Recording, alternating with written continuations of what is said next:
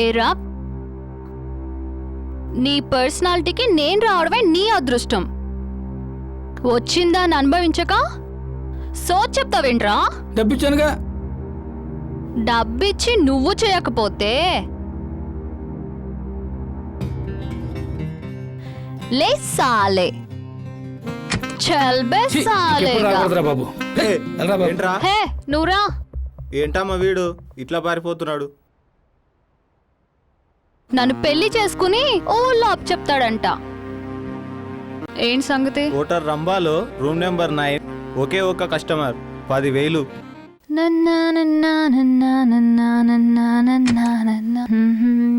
Hi. Hello, how are you? Yeah I'm fine. ఇవి అడ్డుగా ఉన్నాయి కదా, తీసేస్తావా?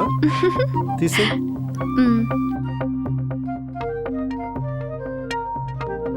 ఈ బ్యాగ్ కూడా తీసే. ఈ డ్రెస్ చాలా బాగుంది, ఎక్కడ కొన్నావు? తీసేనా?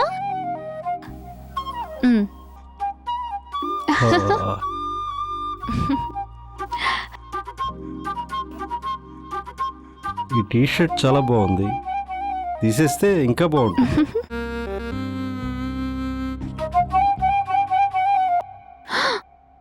ఎవర్రా మీరు?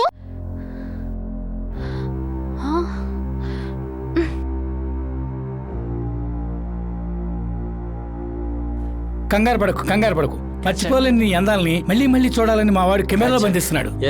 Please cooperate please. మీ ఇంటికెళ్ళి మీ అక్కనో కుదిరితే మీ అమ్మనో స్నానం చేసేటప్పుడు కెమెరాలో బంధించి చూడండిరా. చూడు పాప, నీ ఒంట్లో పొగరుంది, చూపులో కైపుంది, ఇంకెందుకమ్మా ఆలస్యం చేస్తున్నావు? నా దెబ్బలో ఏముందో చూడరా.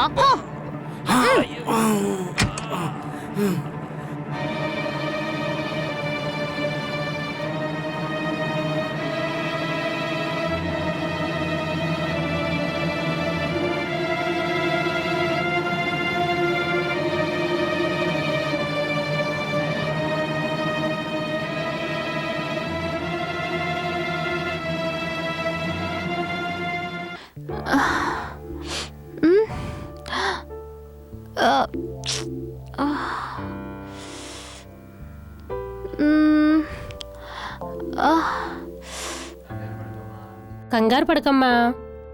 రాత్రి మిమ్మల్ని ఎవరో కొట్టేసి రోడ్డు మీద పడేశారు. అది మా బాబుగారు చూసి ఇంటికి తీసుకొచ్చారు. బాబుగారా? ఎవరు? ఈ ఇంటి యజమానమ్మా, శ్రీకృష్ణ గారు. అదిగో వస్తున్నారు sir.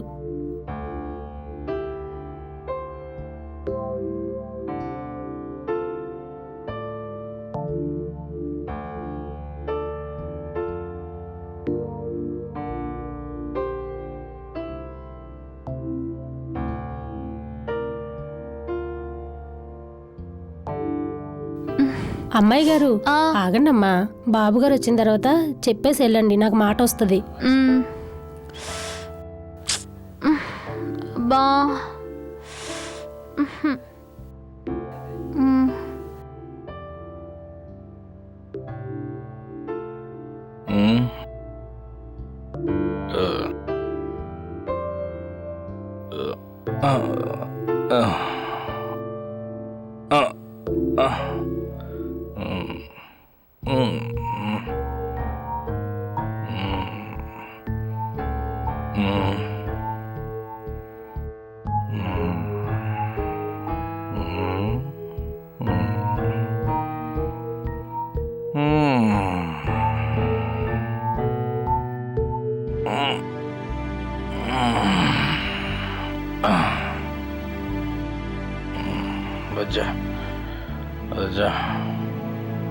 Good night. Good night.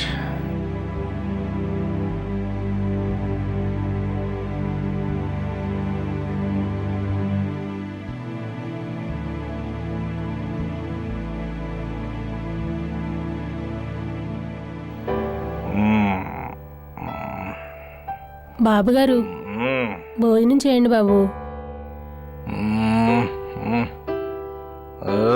అదే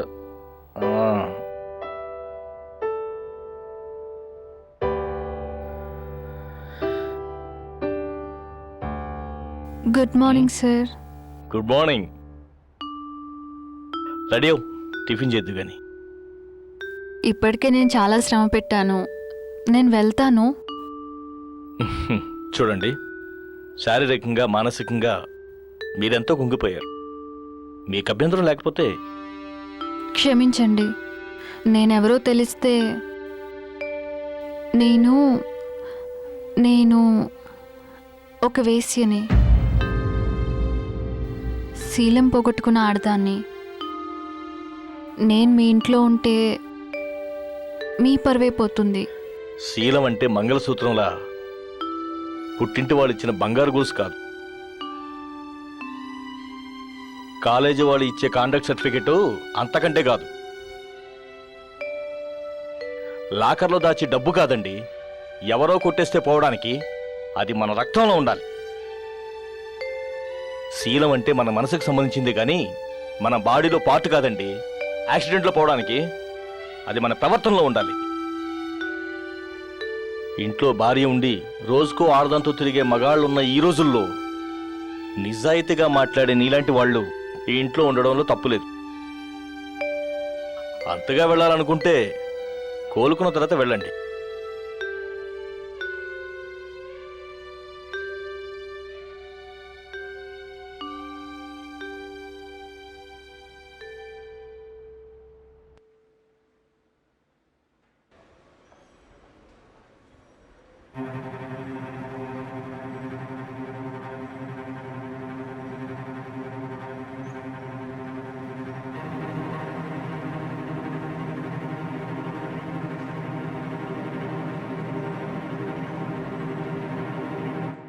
good morning Srikrishna. Good morning. ఏంటి ఆఫీస్ అంతా చెవులు కొరుకుంటున్నారు? ఏముంది, అంతా నీ గురించే. ఏ జీతాలు తక్కువగా ఇస్తున్నానా? కాదు కాదు, ఆ, నీ ఇంట్లో ఏదో అమ్మాయిని పెట్టుకున్నావుంటగా, తనకి నీకు ఏదో ఉందని అనుకుంటున్నారు. నువ్వు ఉంచుకున్నావని అంటున్నారు. ఆ, ఎవరండి అంతమంటున్నది? ఏ చెప్తే కొట్టేస్తావా? నరికి పాత్ర వేస్తా. వీళ్ళు మీ ఆఫీసులో పనిచేస్తున్నారు కాబట్టి కొట్టేస్తావు. మరి ఊళ్ళో వాళ్ళందరినీ ఏం చేస్తావో చెప్పవయ్యా. ఓ, స్నేహ మెళ్ళు ముడుములు వేసి అందరి నోళ్ళు మూయించడమే కరెక్ట్. అంతకుమించి వేరే మార్గం లేదు.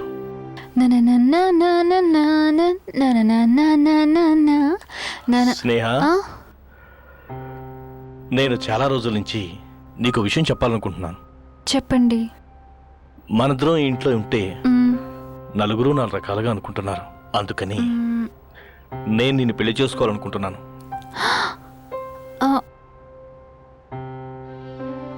నువ్వు సరే అంటేనే. ఇప్పటికే మీరు నన్ను మీ ఇంట్లో ఉండనిచ్చారు. మీ మంచితనాన్ని అవకాశంగా తీసుకుని మిమ్మల్ని ఉపయోగించుకున్నానని చెడ్డ పేరు నాకొద్దు. స్నేహ, అవును, గుళ్ళో దేవుని రోజు చూడాలనుకోవడంలో తప్పులేదు. కానీ దేవుడి పక్కన చోటు కావాలనుకోవడం ఆశ అవుతుంది. నాకు అర్హత లేదు, అదృష్టం కూడా లేదు. నన్ను పెళ్లి చేసుకోవడానికి నీకేంటి అభ్యంతరం? నా గతం. ఓ, నాకు అవసరం లేదు. కానీ చెప్పాల్సిన బాధ్యత నాకుంది. మీరు ఇప్పుడు చూస్తున్న నేహ వేరు, అమాయకంగా కనిపించే ఆ నేహ వేరు. అమ్మా దుర్గమ్మ తల్లి, ఇంతకాలం నా చెల్లెలి చదువుకి ఏ అవాంతరం రాకుండా నువ్వే కాపాడావు. ఇక ముందు నీదే బాధ్యత. నేనేమో చదువురాని దాన్ని. చనిపోయిన మా అమ్మ మాట ప్రకారం నా చెల్లెల్ని డాక్టర్ చదివిస్తున్నాను. మా స్నేహ అవినీతికి లొంగకుండా, నీతి నిజాయితీ తప్పకుండా, ధర్మానికి కట్టుబడి పెద్ద డాక్టర్ అవ్వాలి. అదే నా కోరిక. ఆశీర్వదించు తల్లి.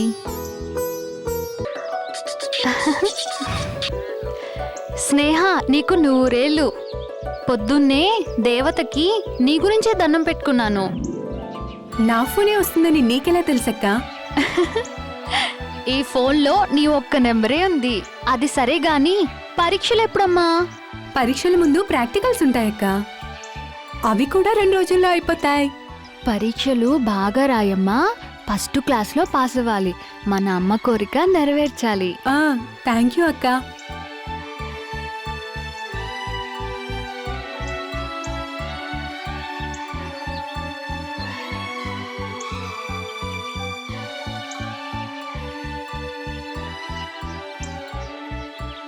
ఏమి స్నేహ, ఎక్కడి నుండి మా ఫోన్? అక్క దగ్గర నుంచే.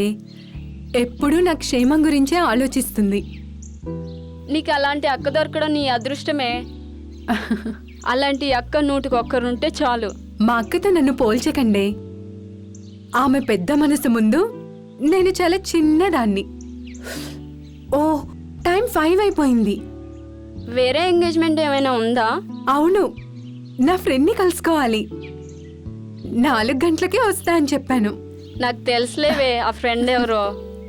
ఆలస్యం అయితే అనురాగం విరాగం అయ్యే ప్రమాదం ఉంది. అయ్యో పాపం, గంట లేట్ అయింది. విరహంతో వేగిపోతూ ఉంటాడు.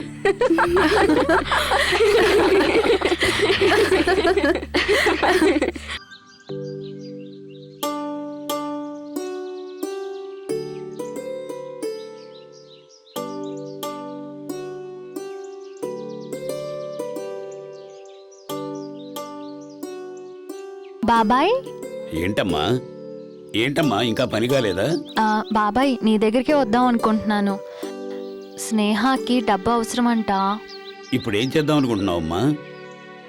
రేపు వారంలోనే పరీక్షలంట బాబాయ్. డబ్బు పంపించమంది. పాపం డబ్బుకి ఎంత ఇబ్బంది పడి చెప్పిందో నాతో. సరేనమ్మా, ఇప్పుడేం చేద్దాం? అది కావాలంటే పంపించాల్సిందే బాబాయ్. కాదని లేదని నువ్వు ఎప్పుడన్నావు కనుక పంపించాల్సిందేనమ్మా. నిజమే, కానీ ఎలా? ఏమిటి బాబాయ్, నీకు తెలియందేముంది? ఈ ఇల్లు ఉందిగా, ఈ ఇంటిపై మరికొంత డబ్బు అడుగుదాం. ఇదే ఆఖరు అనుకో. ఇక మన స్నేహ డాక్టర్ అయిపోతుంది. నా బరువు బాధ్యత అంతా తీరిపోతుంది. నిజమేనమ్మా, కానీ ఇంటి మీద ఇక అప్పు పుట్టదు. ఏం బాబాయ్? మామూలుగా ఇచ్చేదానికంటే ఈ ఇంటి మీద ఎక్కువే తీసుకున్నావమ్మా. ఇంకా కావాలనుకుంటే ఈ ఇల్లు అమ్మాల్సిందేనమ్మా. అమ్మేద్దాం. ఆలోచించు, బాగా ఆలోచించమ్మా. నీ చెల్లెల సంగతి సరే, నీ సంగతి కూడా ఆలోచించమ్మా. చెల్లెలు కాకుండా నాకే ఉంది బాబాయ్ ఆలోచించడానికి. చూడమ్మా, తినడానికి ఉన్న కాస్త పొలము అమ్ముకున్నావు. ఉండటానికి మిగిలిన ఈ ఇల్లు కూడా అమ్ముకుంటే. ఇప్పుడు ఆ సంగతి ఎందుకు బాబాయ్? అది కాదమ్మా, ఎంతకాలం ఇలా ఒంటరిగా ఉంటావు? ఆడదన్న తర్వాత ఏనాటికైనా పెళ్లి చేసుకోవాల్సిందేగా. ఇప్పుడు ఎందుకులే బాబాయ్ ఆ మాటలు? మాటలు కాదమ్మా, మనసులోని బాధ. నేను కనకపోయినా కన్నబిడ్డలా కలిసిపోయావు.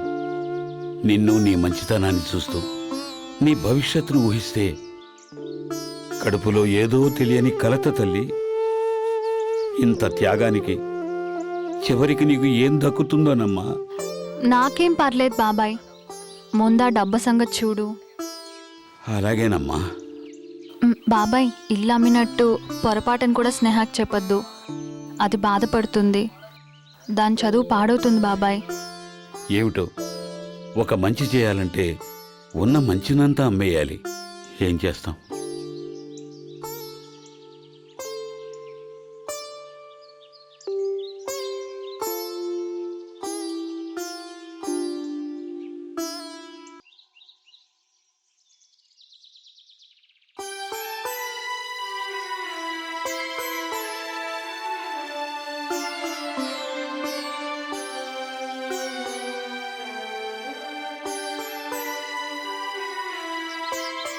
బాబాయ్,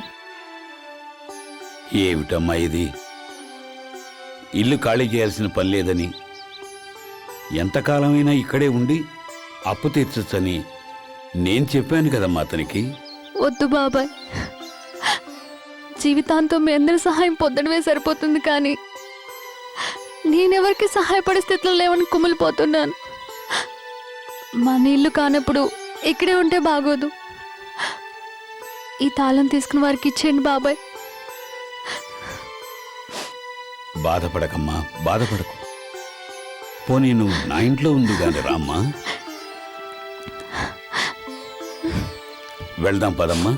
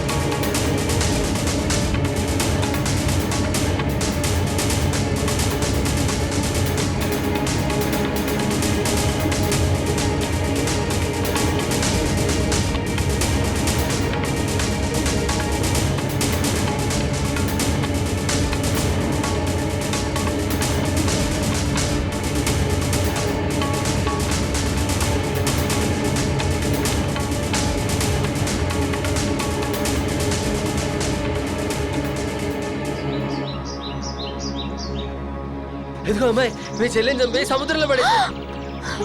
స్నేహ,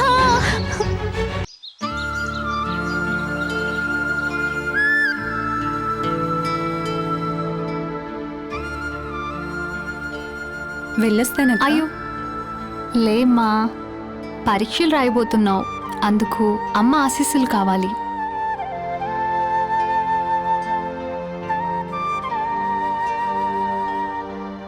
అమ్మా, నీ కోరిక మేరకు చెల్లెల్ని డాక్టర్ చదివిస్తున్నాను. పరీక్షలు అయిపోతే నా కష్టాలన్నీ తీరిపోతాయి. స్నేహాన్ని దీవించమ్మా.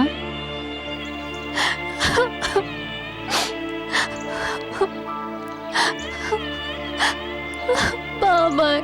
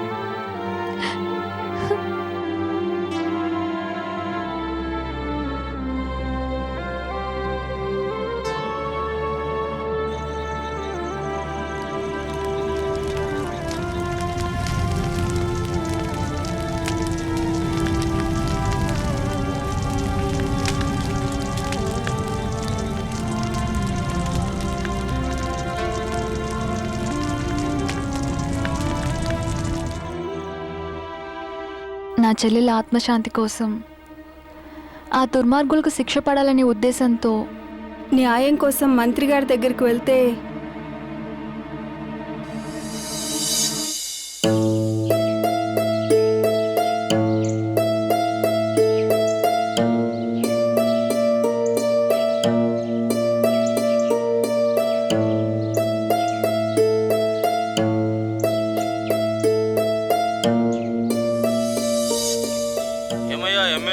నా సంగతి ఏం చేసావు నువ్వు? గురువుగారు కంగారు పడద్దు, నీ మాట ఇస్తున్నా కదా. ఇచ్చిన మాట నిలబెట్టుకో. అలాగే. ఏంటి అలాగే? అసలు గురువుగారు నేను ఉన్నా కదండి, ఎందుకు ఇన్నిసార్లు చెప్తారు? అలాగేనండి, అలాగే. నువ్వు ఉన్నావనే నా నమ్మకం. నేను ఉన్నా కదా, అలాగే. ఓకే, అలాగే. ఇప్పుడు ఇదిగో చూడు, నా చేతిలో నీలాంటి వాళ్ళు చాలా మంది ఉన్నారు. నమస్తే సార్. నువ్వంటే నాకు నమ్మకం కాబట్టి. నాకు తెలుసు గురువుగారు, ఆ మాత్రం తెలియకుండానే మంత్రి అయ్యానా? మీకు నాకు ఢిల్లీకి చెన్నైకి ఉన్న సంబంధం. ఆ సంగతి తెలుసు కదా, ముందు ఆ పని చెయ్యి. మీ పని పూర్తయిపోతుంది. నేను హామీ ఇస్తున్నా కదా. ఈసారి నమ్మొచ్చా? సరే, ధైర్యంగా ఉండండి, నేను ఉంటాను. ఏరా మూర్తి, ఎవరి మట్టిలో మాణిక్యం? మన నియోజకవర్గమేనా? కాదండి, ఒక పల్లెటూరు నుంచి వచ్చింది. పాపం ఎవరూ లేరు, మీరే ఆదరించాలి. చాలా కష్టాల్లో ఉంది. చెప్పమ్మా, ఏంటి సమస్య?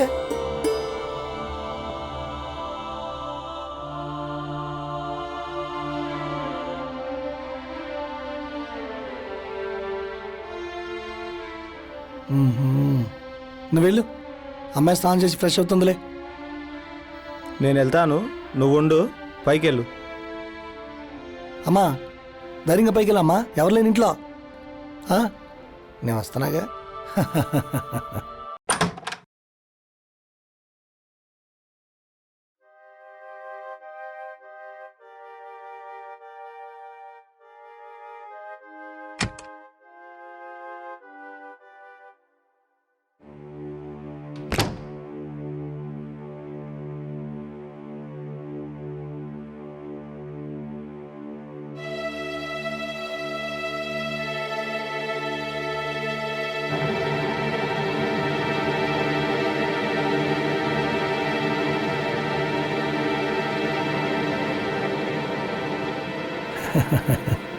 రా.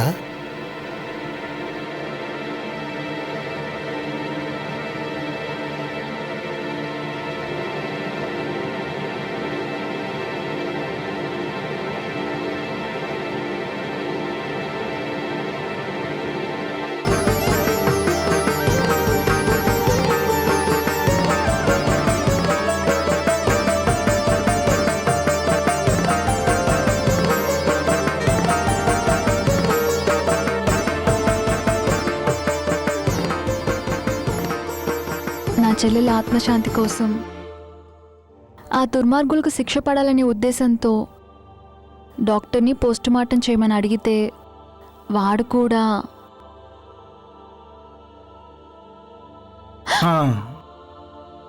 మార్చిరీలో మీ చెల్లెలి శవం ఉందమ్మా. పోస్టుమార్టం చేస్తే అసలు దోషులు బయటపడతారు.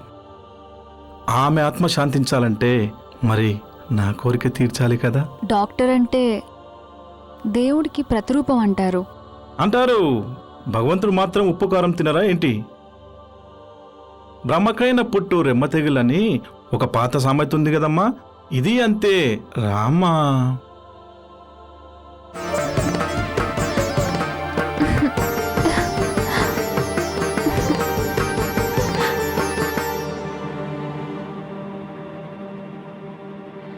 అలా డాక్టర్ కోరిక తీర్చి పోలీస్ స్టేషన్కి వెళ్ళి కేసు పెడితే ఎస్ఐ కూడా నన్ను పోస్ట్ మార్టం రిపోర్టు ఆధారంగా వాళ్ళని అరెస్ట్ చేయాలి, చేయొచ్చు. కానీ వాళ్ళు హై సొసైటీకి చెందిన వాళ్ళు. ఓకే, చట్టం తన పని తాను చేసుకుపోవాలంటే ముందు మీ పని చేసుకుపోతానంటారా? ఎగ్జాక్ట్లీ.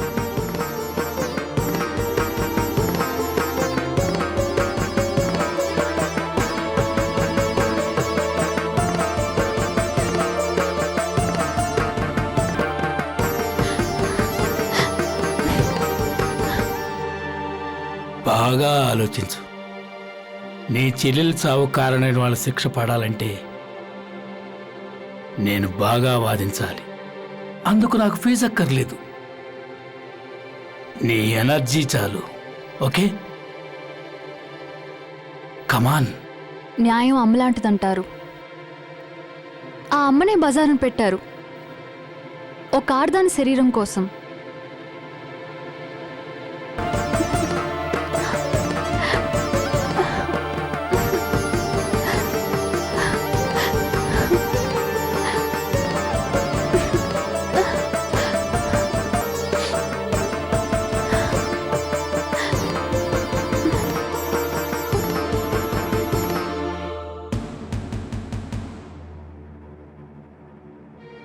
అలా ఎస్ఐ కూడా, లాయర్ కూడా, ఇలా అందరి కోరికలు తీర్చిన తర్వాత కూడా నా చెల్లెలికి న్యాయం జరగలేదు. మానసికంగా నా చెల్లెలు, శారీరకంగా నేను పతనమయ్యాం. మరి ఆ ముగ్గురు? మా జీవితాలు నాశనం చేసిన ఆ ముగ్గురిని చిత్రవద చేసి నా చేతులతోనే చంపేశాను. కానీ నేను చేసిన ఆ పాపాలకి ఏ పాపం ఎరుగని మా బాబాయ్ ఆ హత్యలన్నీ తనపైన వేసుకుని యావజ్జీవ శిక్ష అనుభవిస్తున్నాడు.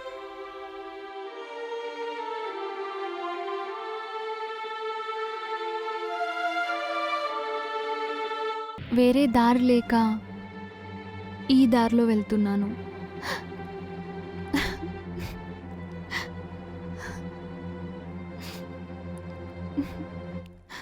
అయినా సరే నేను నిన్ను పెళ్లి చేసుకుంటాను.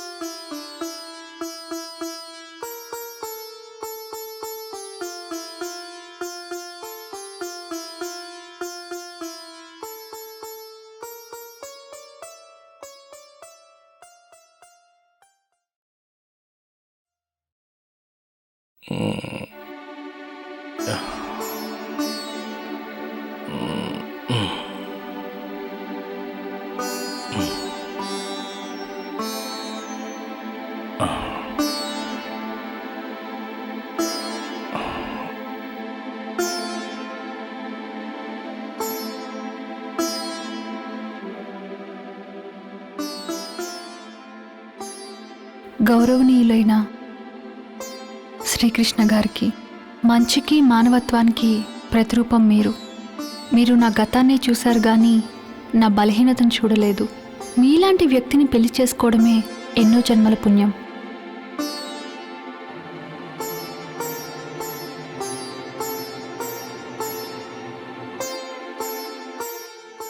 మీతో కలిసి జీవించే అర్హత నాకు లేదు. నా బలహీనతను చంపుకునే మనసు లేదు. అందుకే మీ నుంచి దూరంగా కనపడని చోటుకు వెళ్తున్నాను. జరిగింది ఓ పీడకల అనుకుని ప్రశాంతంగా జీవించండి.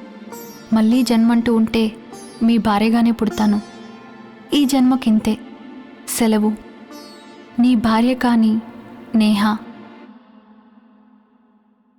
ఇది రవి జరిగింది. నువ్వే అనవసరంగా అపార్థం చేసుకున్నావు. నన్ను క్షమించండి. నా అజ్ఞానంతో రాయేదో రత్నం ఏదో తెలుసుకోలేకపోయాను. అనరాని మాటలు అని మీ మనసు గాయపరిచాను. ఇందులో నీ తప్పేం లేదు రవి. చెప్పుడు మాటలు వింటే ఎవరికైనా పొరపాట్లు జరుగుతాయి. మైత్రి, ఉప్పు కర్పూరం ఒకేలా ఉన్నా వాటి రుచులు వేరేగా ఉంటాయి. మీ రూపాలు ఒకటైనా మనస్తత్వాలు వేరు. మీ ఇద్దరూ కలిసి చల్లగా హాయిగా ఉండండి. అదే నాకు కావాల్సింది. వెళ్ళొస్తానమ్మా, వెళ్ళొస్తాను. అయ్యో రామచంద్ర,